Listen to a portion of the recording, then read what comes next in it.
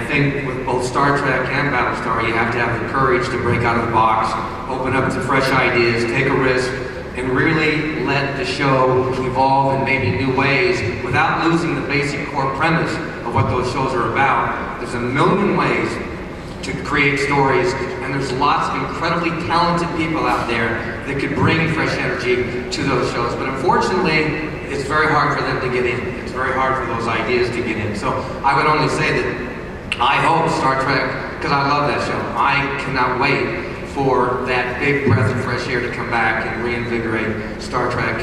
And I hope to God, and I know if this is going to happen with Battlestar, I hope to God that some miracle happens and some way this show goes on, because certainly Battlestar deserves to be on for another 10 years as well.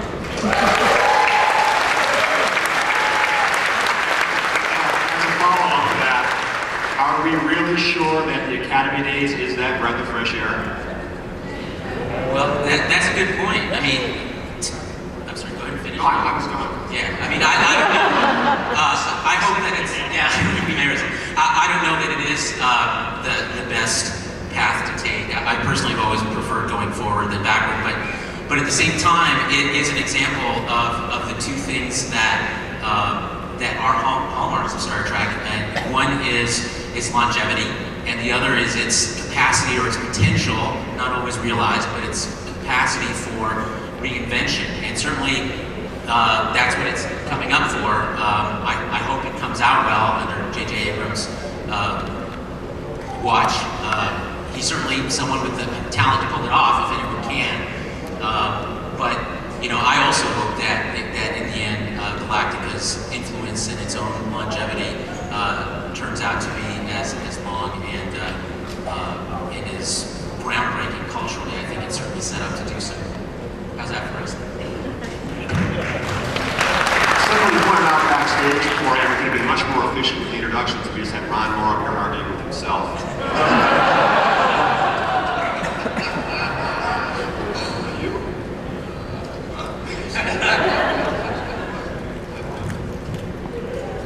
I'm going to have to ask you to leave.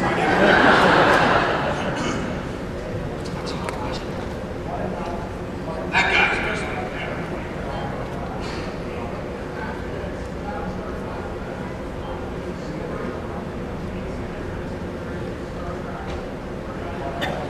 It's harder to watch. His question, by the way, for those of you in the back, was: does the ongoing story arc of Galactica, is that one of the reasons why it's so strong as opposed to Star Trek? Is that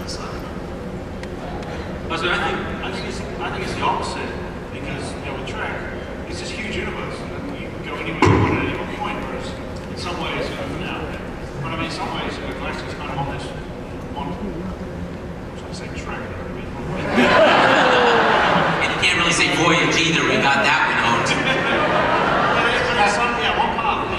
But anyway, in some ways, Galactica almost needs a side story to break off from it, because once they kind of get to Earth, they'll be like sitting there going, "Well, we're here. What do we do now? Break up the flying bikes. Yeah."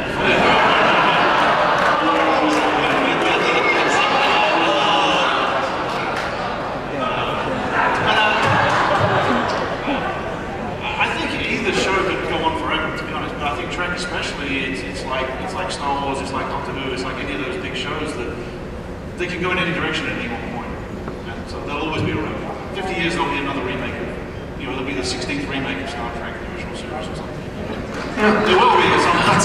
That's actually going to be in 2 years, I think. Yeah, don't you think, I mean, I would put this question to everybody out there. We've changed the way we watch TV. Nobody wants to sit and wait until next Friday, Saturday, Sunday to watch it. We don't want to watch thousands of commercials, right? So what do? We download, from iTunes, we buy the DVD, we want to watch it all back to back.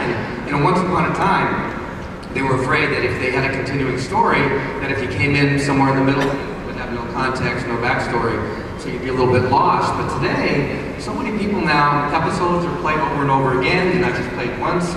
Sometimes I'll have a weekend and play several episodes back to back. Most people I know are buying the DVD so they can watch the whole thing. They do not want to wait for those cliffhangers and suffer through the week to find out what's going to happen next week. I don't blame you. So I think it'd be interesting with Star Trek to actually move into a continuing storyline, because I think today really justify it. Plus, everybody can go find out the backstory online, and there's a million other ways to catch up. So I would love to see Star Trek follow that formula. I agree with the pie. Another series that actually handled that very well was Babylon 5.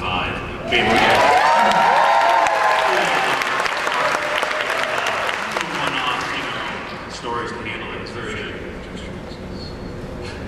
Unfortunately, the commercial exigencies, I think still make a. Do we have a question from the audience? Questions?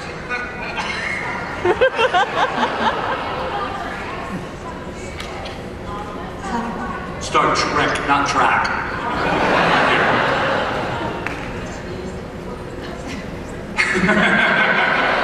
Well, I can answer that. I was under the impression this was a night court convention.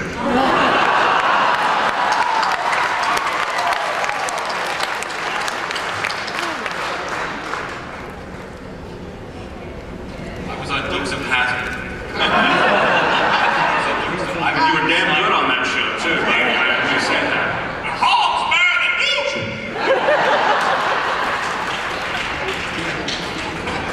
Hello, I have a question if that's okay. Jude Lockhart still in this show? Yeah, hi. I was wondering if maybe you could speak to the thought that Star Trek has an unfortunate tendency to deal with archetypes, like the characters have to all be heroic, but with Battlestar Galactica, there seems to be this tendency to go into, to delve into the deeper psyche of all the characters. You know, Adama doesn't have to be heroic all the time. Rosalind can make mistakes. We don't have to like all of her choices all the time. And with Star Trek, I've always felt like people have been scared for the characters to break out of, you know, perfection occasionally. And maybe sci-fi fans are just ready to have their heroes be real people for a second.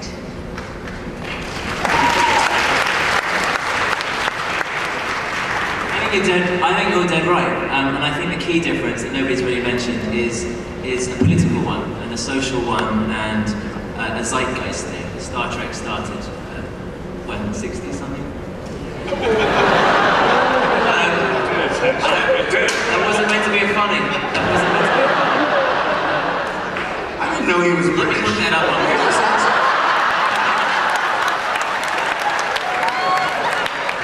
But, no, I think the world's changed in 30, 40, whatever it is, years. And it's not... Optimism is kind of escapism today. And as a dad, I'm quite excited to work on a show that you know, paints the future as a crisis rather than as an opportunity. We've been milking this world for opportunities for quite a while, and we've screwed ourselves into a corner. And just to be serious for a second, I think that's kind of a spirit that now America in particular and the West is waking up to. We have been capering down this jolly road and thinking that we have a right to own and survive and to develop everything in sight. And Galactica just paints the future if we chase down that road. So I think your point is a very valid one, and it cuts right to the heart of the difference between the two shows. And the difference is when one of the contemporary political problems that face us, and there's a difference. The original Star Trek premise